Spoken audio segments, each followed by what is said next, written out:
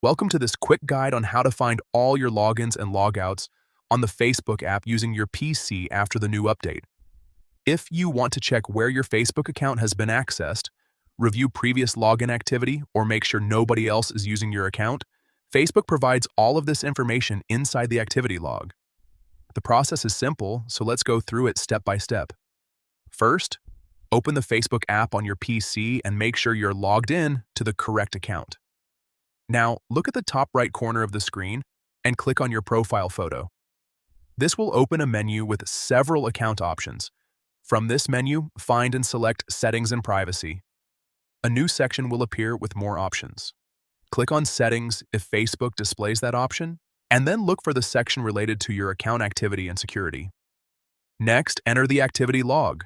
This page contains a record of different actions and activities connected to your Facebook account. On the activity log page, find the option called Security and Login Information. Click on it to continue.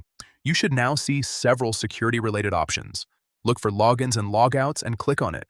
Here, Facebook will display information about your recent login and logout activity. Depending on your account, you may be able to see details such as the device used, the approximate location, and the date or time of the activity. This can help you recognize whether the account access came from your own computer, phone, or another device.